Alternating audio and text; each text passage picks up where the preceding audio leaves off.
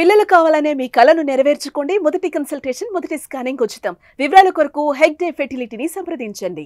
Week off ఉందిరా, నేను ఇంటికి వస్తా 8:30 అని బందోబస్తు చేసిర్రు. చర్చిది క్రిస్మస్ది నేను వెళ్తున్నా అని చెప్పింది.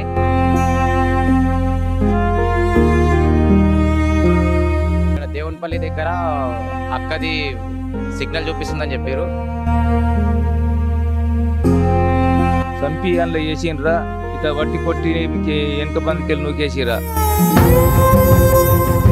లేని కొన్ని సృష్టిస్తారు. ముగ్గురు డెడ్ బాడీలో కడితే ముగ్గురికి ఏదో ఒక ప్రాబ్లమ్ జరగాలి. సేమ్ యాక్టివ్ పడ్డారు కదా. లవ్ ట్రాక్ అనేది ఇద్దరి మధ్య ఉంటుంది కదా, ముగ్గురు మధ్య లెక్క ఉండదు కదా.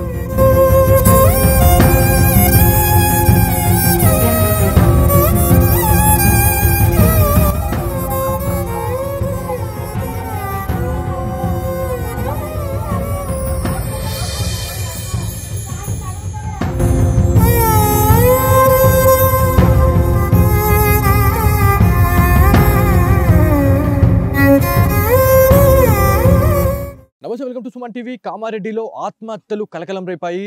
సో ఈ ఆత్మహత్యల వెనుక అసలు ఎవరున్నారు అనే దానిపైన అయితే చాలా వరకు కూడా క్వశ్చన్ మార్క్స్ అయితే రేజ్ అవుతూనే ఉన్నాయి. సో అసలు ఏం జరిగింది అనే దానిపైన మనతో మాట్లాడడానికి అయితే శృతి బంధువులు అయితే ఉన్నారు. శృతి తమ్ముడితోనైతే మనం మాట్లాడదాం. శృతి ఆఖరిసారిగా వాళ్ళ తమ్ముడికి కాల్ చేసి మాట్లాడడం జరిగింది. ఏదైతే డిసెంబర్ 24th రోజు నవీన్తోని మాట్లాడినట్టు మనకు ఒక ఇన్ఫర్మేషన్ అయితే వచ్చింది. ఒకసారి వారితో మాట్లాడదాము. ఇక్కడ వాళ్ళ ఇంటికైతే మనం వచ్చినాం. ఇక్కడ పూర్తిగా ఈ గ్రామంలో కావచ్చు, ఇంటి పరిసర ప్రాంతాల్లో కూడా విషాద ఛాయలు అయితే అలుముకున్నాయనేది మనకు తెలుస్తూ ఉంది. సో నవీన్ ఉన్నారు, నవీన్తో మాట్లాడదాం. నవీన్, నువ్వు చెప్పు. అంటే నవీన్, ఆ రోజు ఫైనల్గా చివరిసారిగా శృతి నీతోని మాట్లాడినట్టు మాకు తెలుస్తూ ఉంది. సో ఇప్పటి వరకు ఏ మీడియా ఛానల్లో కూడా నువ్వు బయటకు వచ్చి చెప్పింది లేదు. సో అసలు ఆ రోజు ఏం జరిగింది? ఏ టైంలో శృతి నీకు కాల్ చేసింది? ఏమని బాధపడ్డది నీ గురించి? నాకేందంటే సార్, నాకు వీక్ ఆఫ్ ఉందిరా, నేను ఇంటికి వస్తా 8:30 అని ఆడ ఫోన్ చేసింది. ఎక్స్పోర్ట్కి వచ్చినాక మళ్ళీ నాకు డ్యూటీ బందోబస్తు చేసిర్రు. చర్చిది క్రిస్మస్ది నేను వెళ్తున్నా అని చెప్పింది. మళ్ళీ ఏమని చెప్పిందంటే, మార్నింగ్ నేను వస్తా 11:30 వరకు ఇంటికి వచ్చేస్తా, ఉండు అని చెప్పింది.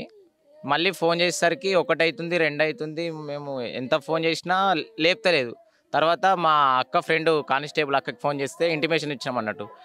ఇస్తే అక్క ఫోన్ లేపుతలేదు, ఇట్లా అంటే నేను కనుక్కుంటా అని ట్రేస్ చేస్తామని చెప్తే, ఇక్కడ దేవునిపల్లి దగ్గర అక్కది సిగ్నల్ చూపిస్తుందని చెప్పారు. తర్వాత మళ్ళీ ఎస్ఐ సార్ వాళ్ళు, సిఐ సార్ వాళ్ళు ఫోన్ చేసి అక్కది ఇక్కడ ఫోన్ దొరికింది అని మాకు ఇంటిమేషన్ ఇవ్వగానే మేము వెంటనే మా అన్న వాళ్ళకి ఇట్లా అందరికి ఫోన్ చేసి మేము అక్కడికి వెళ్ళిపోయినాం. చాలా మందికి కన్ఫ్యూజన్లో ఉన్నటువంటి వార్త ఏదన్నా ఉంది అంటే, ఏ రోజు అంటే డిసెంబర్ 24th రోజు నీతో మాట్లాడిందా, లేకపోతే క్రిస్మస్ రోజు అంటే 25th, అది క్రిస్మస్ రోజు అంటే క్రిస్మస్ అయిపోయిన తర్వాత, ఆ సెలబ్రేషన్స్ అయిపోయిన తర్వాత ఈ ఇన్సిడెంట్ జరిగిందా అనేది తెలుస్తూ ఉంది. అంటే క్రిస్మస్ రోజు అంటే క్రిస్మస్ రోజే, ఆ డే రోజు మాత్రమే ఈ ఇన్సిడెంట్ జరిగినట్టు మనకు అనిపిస్తూ ఉంది. ఏ టైంలో నీకు కాల్ వచ్చింది అసలు? 25th, 24th? నాకు 24th ఫోన్ చేసింది, 25th కూడా ఫోన్ చేసింది మార్నింగ్. ఏంటంటే ఏమన్నదంటే, ఒకటి, నవీన్ నేను రేపు వస్తా, మేక కాళ్ళు తలకాయ అవి తీసుకుంటారా, మనం తిందాం అందరం అని చెప్పింది. డబ్బులు కూడా కొట్టింది. నేను తీసుకొని వచ్చిన మార్నింగ్ 7:30కి ఫోన్ చేసిన. డాడీ వాళ్ళు కూడా 9:30కి 10:30కి అట్లా ఫోన్ చేస్తే, డాడీ నేను బస్సు ఎక్కుతున్నా, నేను వచ్చేస్తా అని చెప్పింది. తర్వాత 1 అవుతుంది, ఇంటికి ఇంకా వస్తలేదని ఫోన్ చేసేసరికి రింగ్ అవుతుంది. 10 సార్లు చేస్తున్నాం, 20 times చేస్తున్నాం, అన్న వాళ్ళు చేస్తారు, అందరు చేస్తారు, అయినా కానీ లిఫ్ట్ చేస్తలేదు. లిఫ్ట్ చేయకపోయేసరికి అక్క వాళ్ళ ఫ్రెండ్కి ఇంటిమేషన్ ఇవ్వగానే అక్క ఫోన్ ట్రేస్ చేస్తాం నవీన్ అని చెప్తే, దేవునిపల్లి దగ్గర సిగ్నల్ చూపిస్తున్నాయి అని చెప్పారు. అంటే మీరు మార్నింగ్ టైంలో కాల్ చేసింది శృతి అని చెప్తా ఉన్నారు. కాకపోతే ఈవినింగ్ టైంలో నువ్వు మళ్ళీ పర్సనల్గా కాల్ చేయడం జరిగిందా? కాల్ చేసినప్పుడు అంటే అది రీచ్ అయిందా మొబైల్? అంటే రింగ్ అయిందా లేకపోతే స్విచ్ ఆఫ్ అయిందా అనేది? ఏ టైం వరకు రింగ్ అయింది మీకు? ఏ టైం తర్వాత మీకు స్విచ్ ఆఫ్ అని వచ్చింది మొబైల్? మొత్తం ఓవరాల్గా 8 వరకు రింగ్ అయింది, పోలీస్ వాళ్ళకి దొరికేదాకా. అంతే, అప్పటిదాకా రింగ్ అయింది. సో మీకు పోలీస్ ఆఫీసర్స్ నుంచి ఎప్పుడు కాల్ వచ్చింది? అంటే ఇక్కడ ఇట్లాంటి ఇన్సిడెంట్ జరిగింది అని చెప్పేసి, డెత్ అయింది అని చెప్పేసి మీకు ఎప్పుడు తెలిసింది? మాకు 8:30 or 9కి కాల్ చేసిరు. ఇక్కడ పెద్ద చెరువు అడ్లూరి రెడ్డి దగ్గర అక్క ఫోన్ ఇట్లా దొరికింది అని అనేసరికి ఇంటిమేషన్ ఇవ్వగానే మేము అందరం అక్కడికి వెళ్ళినాం. సో అక్కడ చాలా వరకు కూడా మేము వెళ్ళి స్పాట్లో చూస్తే కూడా ఒంటిపైన గాయాలు కనిపిస్తూ ఉన్నాయి. సో ఇవి గాయాలు అంటే ఇవి నార్మల్గా పోలీస్ ఆఫీసర్స్తో మాట్లాడితే చేపలు కొరికేసి ఉండొచ్చు, లేకపోతే ఏదైతే మనకి బాడీస్ని తీసే టైంలో అవి యాంగర్స్ అనేటివి తగిలి గాయాలైనాయి అని చెప్పేసి పోలీస్ ఆఫీసర్స్ వర్షన్ అండి. సో దాని గురించి మీరు ఏం చెప్తారు? ఇది కరెక్టా లేకపోతే ఇదేమన్నా సృష్టిస్తూ ఉన్నారు అనుకుంటున్నారా? సృష్టిస్తూ ఉన్నారు, అది కరెక్ట్ అసలు కాదు. చేప అనేది నేను కనుక్కున్న దాన్ని బట్టి వాళ్ళు చెప్పిన దాన్ని బట్టి ఏంటంటే చేప 24 hours దాకా ఒక మనిషిని ఎప్పుడు కూడా ముట్టదని చెప్పారు. కానీ ఇదంతా గాయాలు చేసి చంపేసినట్టు మాకైతే అంతే అనిపిస్తుంది. అంటే ప్రీ ప్లాన్ మర్డర్ చేసి అదంటే ఆత్మహత్యగా చిత్రీకరించారు అని చెప్పేసి మీరు అనుకుంటున్నారా? ఇంటికి వస్తా అన్నది మేము వస్తుందని ఊహించుకున్నాము. అది ఇష్టంతో అది ఎట్లా ట్రాప్ చేసిరో, ఎట్లా దొరకపోయారో, ఏం చేసిరో మాకు ఇంకా ఏం తెలియదు. మాకు తెలిసిన మటుకైతే 2 రోజులలో ఈ ఇన్స్టిట్యూషన్ మాత్రమే మాకు ఏం తెలుసు. మిగతాదంతా మాకు అప్పట్లో ఏం జరిగింది మాకు ఏం కూడా తెలియదు.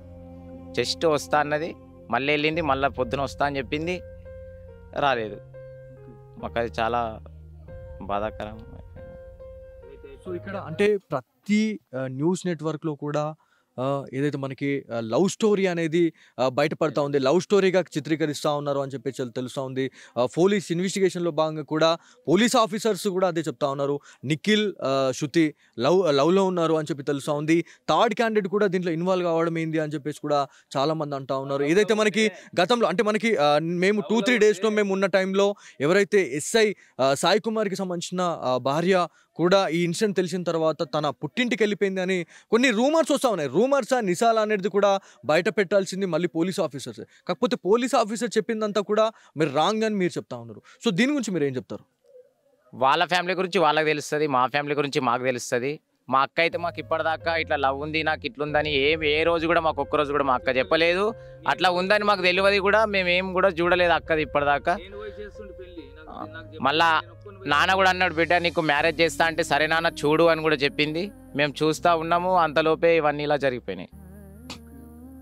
సో ఇది మొత్తానికి ఆ రోజు మాత్రం కాల్ అయితే చేశారు. అంటే మనకి శృతి కాల్ చేసిందా లేకపోతే నవీన్ కాల్ చేశాడా అనేది పక్కన పెడితే మాత్రం ఆ రోజు సంతోషంగా గడుపుదాము మైక కాలుదే అని చెప్పేసి వాళ్ళ తమ్ముడికైతే కాల్ చేసిన శృతి ఆ రోజు ఒక్కసారిగా మిస్ అవ్వడం ఏంది అని చెప్పేసి చాలా వరకు కూడా ఒక డౌట్ అయితే ఉంది అని చెప్తా ఉన్నారు. పోలీస్ ఆఫీసర్స్ అయితే ఒక ఇన్వెస్టిగేషన్లో భాగంగా ఒక ట్రయాంగిల్ లవ్ స్టోరీ అని చెప్పేసి కూడా మనకి బయటకు వస్తూ ఉంది. అది 100% ముమ్మాటికి 100% అయితే తప్పు అని చెప్తా ఉన్నారు.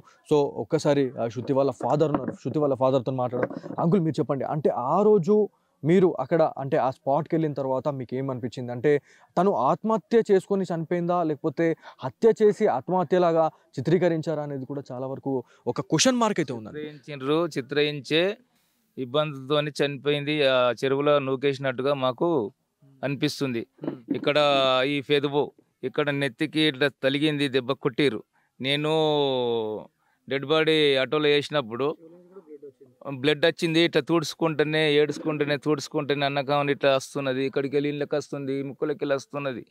అవి చేపలు తినలేవు, ఏం తినలేదు, ముగ్గురికి తినలేదు.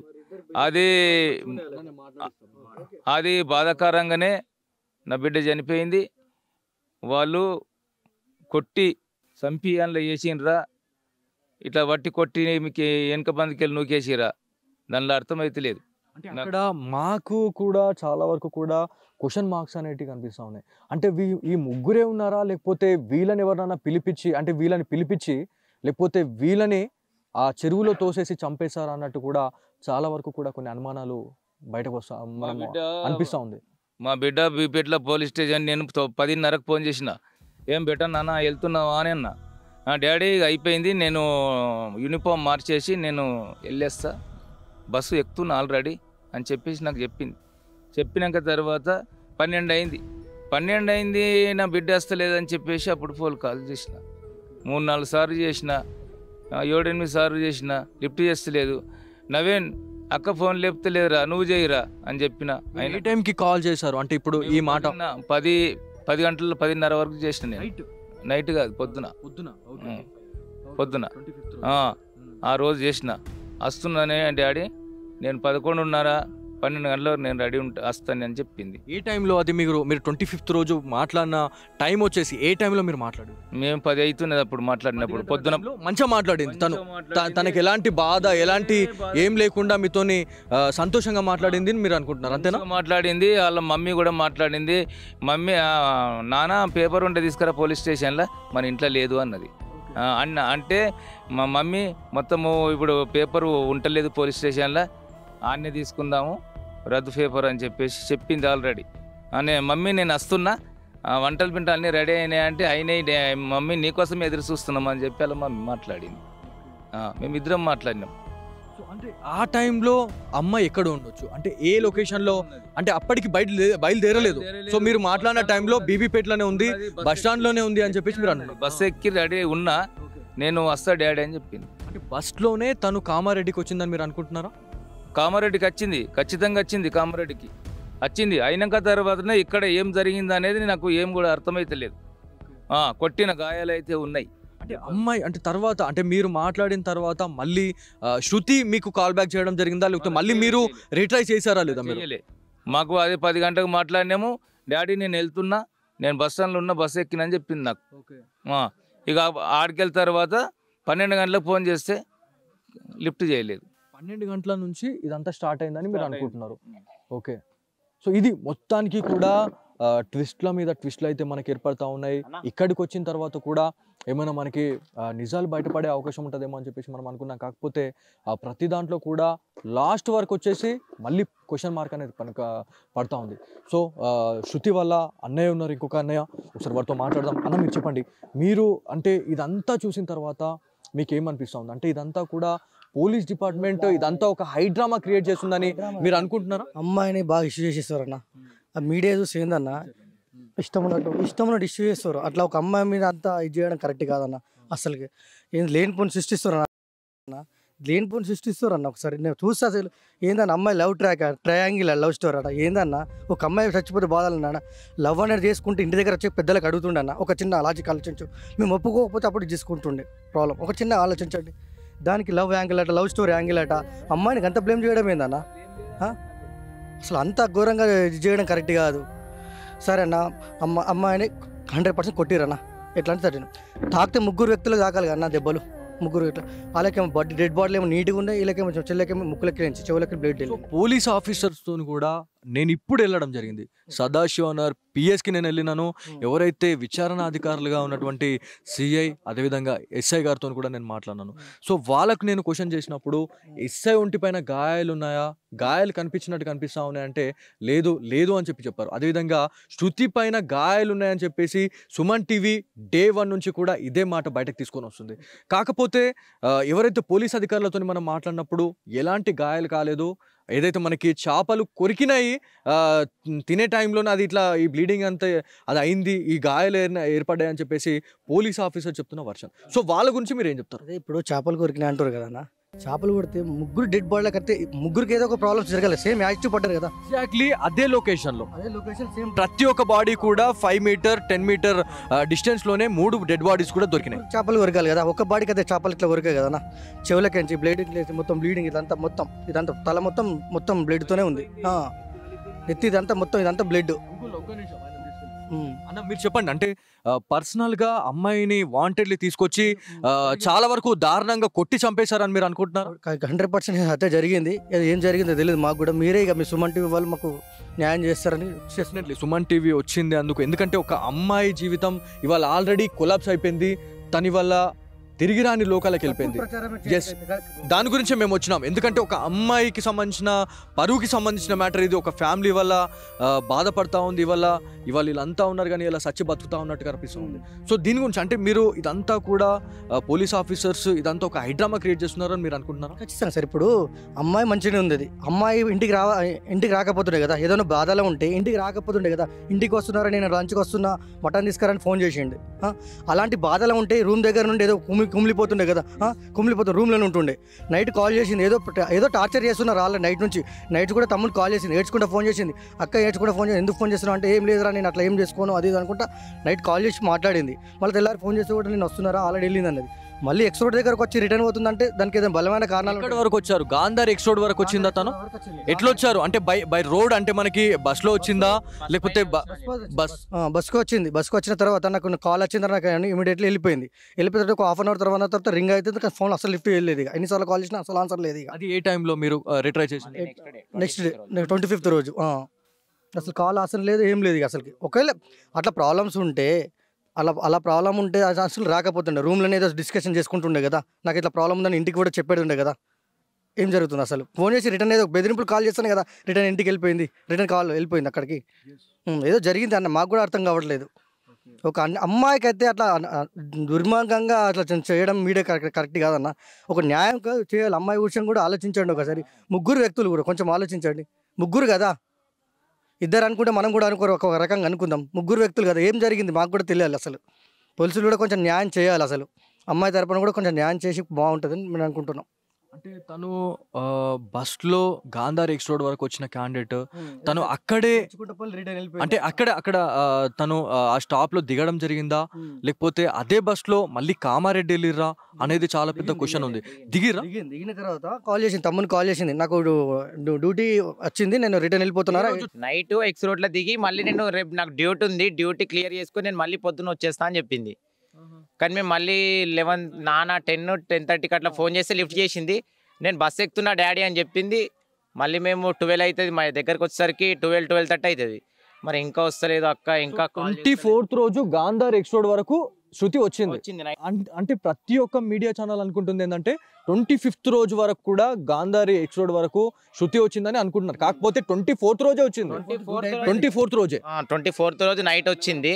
వచ్చి మళ్ళీ నాకు రేపు క్రిస్మస్ కదా డ్యూటీ ఉంది, మా వాళ్ళు ఫోన్ చేసిరు. ఎవరు చేశారు కాల్? ఎవరు చేశారు? అంటే బీబీపేటకి సంబంధించిన ఎస్ఐయా లేకపోతే బిక్నూర్కి సంబంధించిన ఎస్ఐ కాల్ చేశారు? ఎస్ఐ అని వాళ్ళు ఏం చెప్పలేదు, డ్యూటీ ఉందని పోలీస్ వాళ్ళు ఫోన్ చేసిందని మాకు ఒక ఇంటిమేషన్ అంతే ఇచ్చింది. సరే అక్క మరి వెళ్ళి రేపు చేసుకొని వస్తా అంటే మేము కూడా ఓకే అని చెప్పి మళ్ళీ పొద్దున నాన్న 9:30, 10కి అట్లా ఫోన్ చేసిండు. ఫోన్ చేస్తే నాన్న నేను బస్ ఎక్కుతున్నా, ఇగో పోతున్నా, బస్ స్టాండ్కి పోతున్నా, అసలు ఎక్కుతా డైరెక్ట్ వచ్చేస్తా 12:30 దాకా వచ్చేస్తానేసరికి మేము కాల్ చేస్తున్నాం. అదే రోజు 25th రోజే వచ్చేస్తా అని మళ్ళీ చెప్పిందా?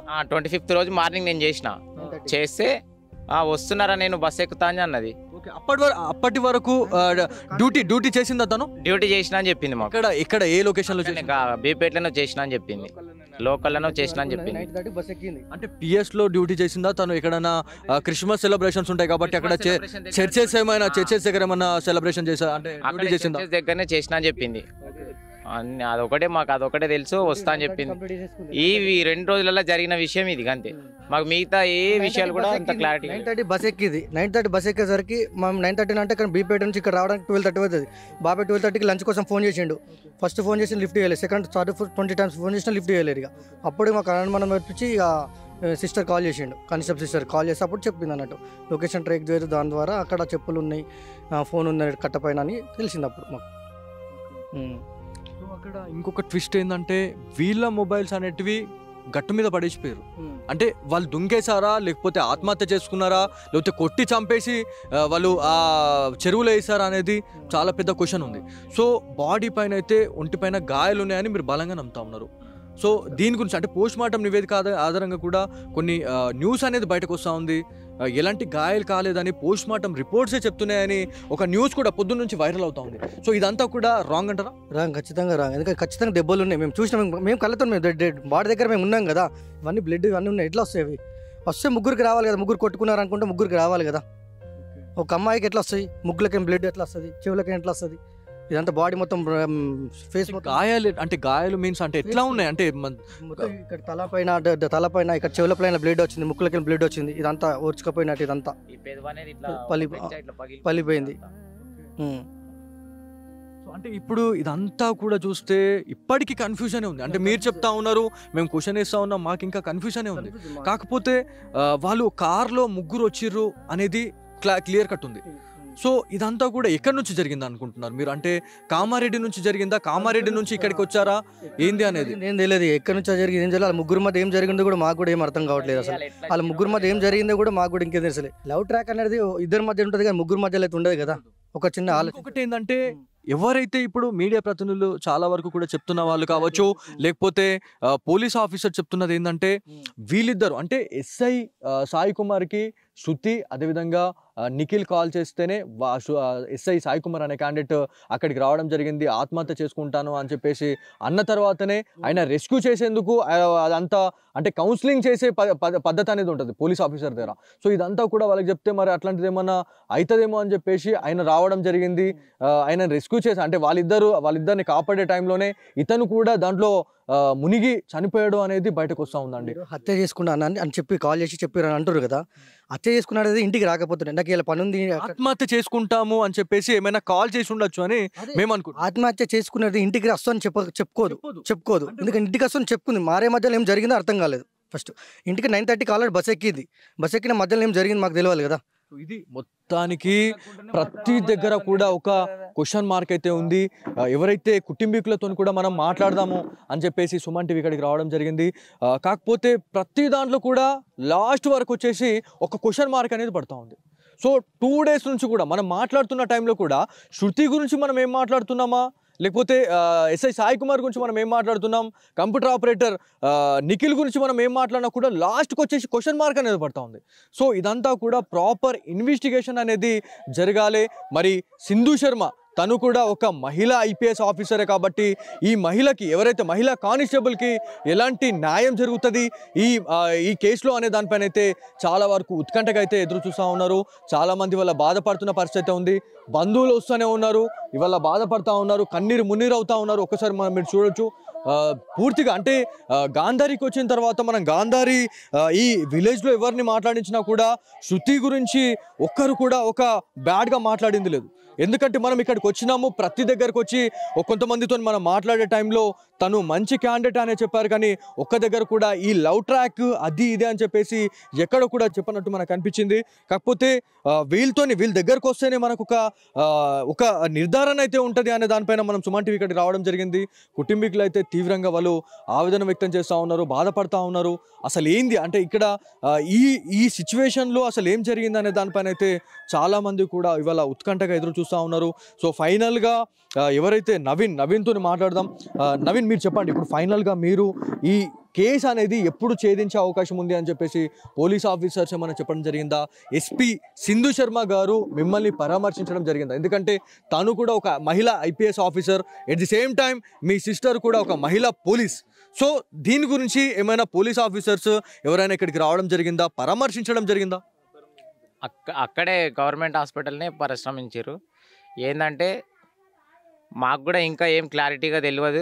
మేము ఏదైనా ఇన్వెస్టిగేషన్ అన్నీ చేసినాకనే పూర్తి వివరాలు ఇవ్వగలుగుతామని వాళ్ళు ఒక ఇంటిమేషన్ మాత్రమే ఇచ్చారు, అంతే. సో అక్కడ మార్చురీలో ఉన్న టైంలో ప్రభుత్వ సలహాదారు అయినటువంటి షబీర్ అలీ కూడా రావడం జరిగింది. సో వచ్చిన తర్వాత ఎవరైతే కుటుంబీకులు ఎవరైతే ఉన్నారో అంటే ఇప్పుడు ఈ జాబ్ విషయంలో కూడా మీకు అంటే ఎవరైతే చనిపోయిన వాళ్ళు ఎవరైతే ఉన్నారో వాళ్ళ కుటుంబంలో ఎవరికొకరికి జాబ్ అయితే ఇప్పిస్తామని చెప్పేసి హామీ ఇచ్చేసి వెళ్ళిపోయారు. ఆ టైంలో మీరు వెళ్ళిపోయారు.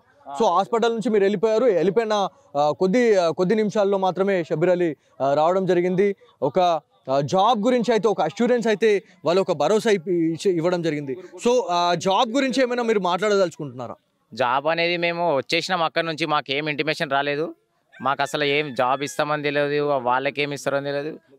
మా పెద్దనాన్న వాళ్ళు పేపర్ తీసుకొస్తే అందులో చిన్నగా హెడ్లైన్లో ఎస్ఐ సార్ వాళ్ళ భార్య కుటుంబీకులకు ఎవరికైనా ఒక్కళ్ళకి జాబ్ ఇచ్చే అవకాశం ఉంది, నిఖిల్కు సహాయపడే అవకాశం ఉంది, శృతి వాళ్ళ తమ్ముడు లేదంటే వాళ్ళ ఫ్యామిలీ కుటుంబాలకు ఎవరికైనా ఇచ్చేది ఉంది అని ఒక న్యూస్ మాత్రం వల్ల ఇవ్వడం జరిగింది, అంతే. సో ఇది మొత్తానికి ఒక హై డ్రామా అనేది కనిపిస్తూ ఉంది మనకి ఇక్కడ. ఎక్కడికి వెళ్ళినా కూడా ఫైనల్గా ఒక క్వశ్చన్ మార్క్ అనేది మనకు కనిపిస్తూ ఉంది. అసలు దీనికి ఫైనల్ చెక్ అనేది ఎక్కడుంది అనే దానిపైన అయితే చాలామంది ఎదురు చూస్తూ ఉన్నారు. కాకపోతే ఇంకొక క్వశ్చన్ అయితే ఉంది, ఒకవేళ ఈ ముగ్గురే కాకుండా శృతి కావచ్చు, సాయి కుమార్, అదేవిధంగా నిఖిల్, సో ఈ ముగ్గురే కాకుండా ఇంకొక 2 members కావచ్చు, లేకపోతే ఇంకొక క్యాండిడేట్ ఎవరైనా వీళ్ళ వెనుకుండి ఇదంతా చేసిరని మీరు ఏమన్నా అనుకుంటున్నారా? మాకైతే అలా ఏమి అని ఇంకా ఏం అర్థమైతే లేదండి. అట్లా చేసిర్రా చేయలేదా, ఓన్లీ చచ్చిపోయింది మాత్రం ముగ్గుడే అని తెలుసు, కానీ అదంతా ఇంకా మాకేం క్లారిటీగా తెలియదు. నాలుగో వ్యక్తి అని తెలియదు, ఎంతమంది అని తెలియదు.